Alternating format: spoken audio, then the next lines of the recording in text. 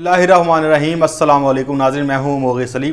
नाज़रीन, आज आपके साथ 3 बड़ी अहम खबरें शेयर करेंगे। पहली खबर तो ये है कि वफाकी काबीना में एक बार फिर महंगाई की बाज़गश्त सामने आई है और उसके बाद मुराद सईद एक बार फिर 2 वज़रा पर बरस पड़े हैं। उसके बाद फैसल वाउडा साहब ने भी बहुत अहम बातें की हैं, लेकिन एक शख्स की इमरान खान साहब ने बहुत ज़्यादा तारीफ़ की है और दूसरों जो दीगर वज़रा थे उन्हें भी कहा था कि आप इनकी तायीद करें और इनकी तकलीद करें कि ये बहुत अच्छा काम कर रहे हैं। उसके बाद एक शख्स के जो वफाकी काबीना में शामिल हैं उनके फ़रार होने की खबरें थीं और 2 सहाफ़ियों ने दावा किया था वो पाकिस्तान से फ़रार हो गए हैं, लेकिन अब वो पाकिस्तान में मौजूद हैं। लेकिन उन 2 सहाफ़ियों ने, बड़े सहाफ़ी हैं, उन्होंने अभी तक माफ़ी नहीं मांगी। लेकिन इसके साथ साथ नजम सेठी साहब हैं, उन्होंने अपने तय बहुत सारे इंकशाफात किए हैं और इस्टेब्लिशमेंट के हवाले से भी कहा है कि वो न्यूट्रल हो गई है।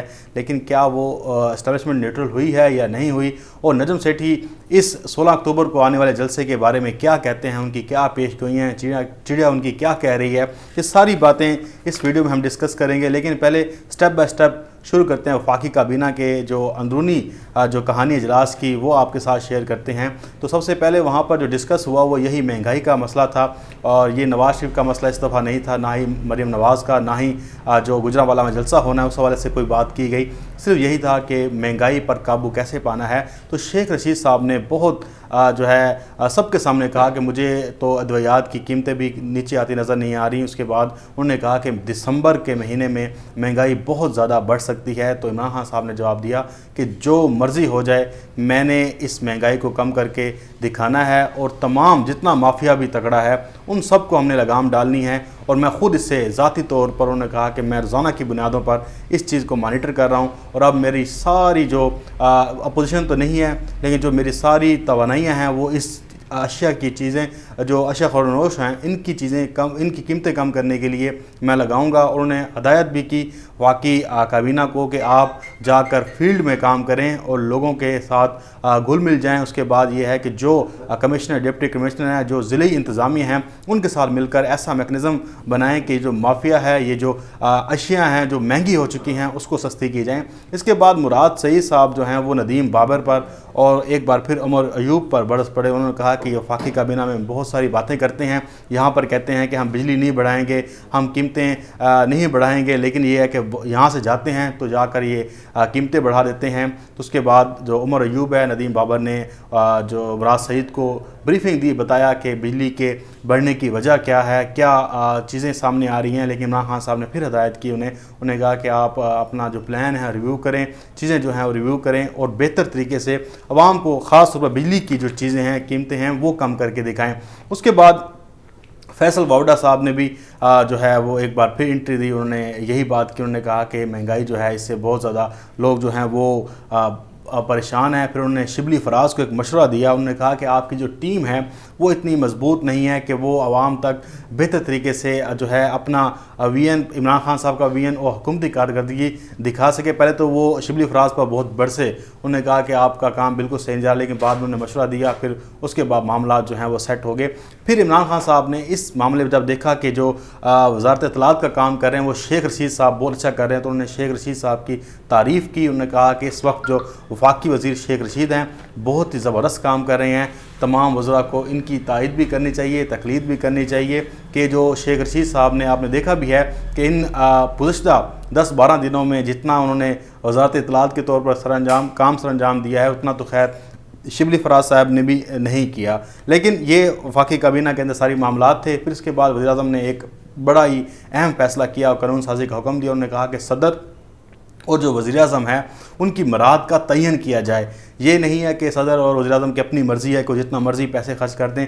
वो बता रहे थे कि जो गुज़िश्ता जो पाकिस्तान में सरबराहान ममलकत रहे हैं या वज़ीर-ए-आज़म रहे हैं, सदर रहे हैं, तो वो जो है बेपनाह पैसा खर्च कर रहे होते थे। तो उन्होंने कहा कि इसका एक बाकायदा जो है कानून साजी की जाए और उन्होंने बाबर रवान को इसके लिए नामज़द किया। उन्होंने कहा कि बाबर रवान इस चीज़ को देखें और सारे मामलात का तयन करके ये कानून साजी कैसे हो सकती है और कितना जो है इनकी मराद का तयन हो सकता है, तो वो सारा करके दें ताकि पैसों का जो है ज़िया वो बचाया जाए।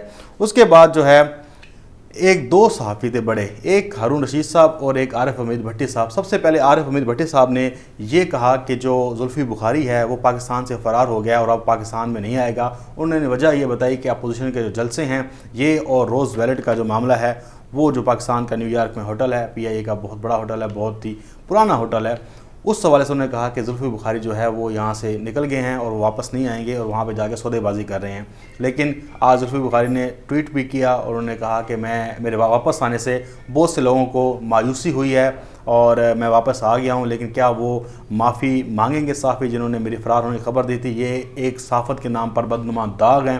اب دیکھیں کہ عارف حمید بھٹی صاحب نے یہ پہلے خبر دی تھی، انہوں نے کہا تھا کہ یہ بندہ فرار ہو گیا، اس کے بعد ہارون رشید صاحب نے اس کی تائید بھی کی، دوبارہ اپنے پروگرام میں جا کر یہ باتیں کی۔ لیکن آپ کو پتہ ہے کہ زلفی بخاری کے ہاں جو ہے ایک ان کے بچی کی پیدائش ہوئی تھی تو وہ اپنی فیملی کے ساتھ 10 روز گزار کے آئے ہیں اور وہاں پر جا کر انہوں نے بہت سے بزنس مینوں سے ملاقاتیں بھی کی ہیں برطانیہ میں، اور اس کا وہ کہہ رہے ہیں کہ یہاں پہ آ کر پاکستان میں اس کا آؤٹ کم بھی نظر آئے گا، وہ عمران خان صاحب کو بریفنگ بھی دیں گے۔ ابھی دیکھیں کہ لاہور میں ایک برٹش ایئر ویز جو ہے ڈائریکٹ فلائٹ جو ہے لاہور آئی ہے ہیتھرو ایئرپورٹ سے، تو یہ پاکستان کی کامیابی میں زلفی بخاری کا بھی بڑا ہاتھ ہے کہ انہوں نے بہت سی ایسی چیزیں کی ہیں کہ جس سے پاکستان کا امیج بھی بہتر ہوا ہے اور پاکستان کے اندر سرمایہ کاری بھی آئی ہے، اور یہ زلفی بخاری نے ہی کرا کے دیا ہے۔ اس کے بعد ایک نجم سیٹھی صاحب کی بات کر لیتے ہیں کہ انہوں نے کہا ہے کہ اسٹیبلشمنٹ اس وقت نیوٹرل ہو گئی ہے، اور انہوں نے اپوزیشن کو کہا ہے کہ آپ کھل کر کھیلیں اور حکومت کی بینڈ بجا دیں۔ لیکن میرا جو تجزیہ انالیسز ہے وہ یہ ہے کہ ایک اسٹیبلشمنٹ اس بندے کو کیسے کھلی چھوٹ دے سکتی ہے کہ جو خود اسٹیبلشمنٹ کو گالیاں دے رہا ہے۔ اور آپ دیکھیں کہ نواز شریف کے جو نٹ بولٹ ہیں وہ تو بہت زیادہ ٹائٹ ہوتے جا رہے ہیں۔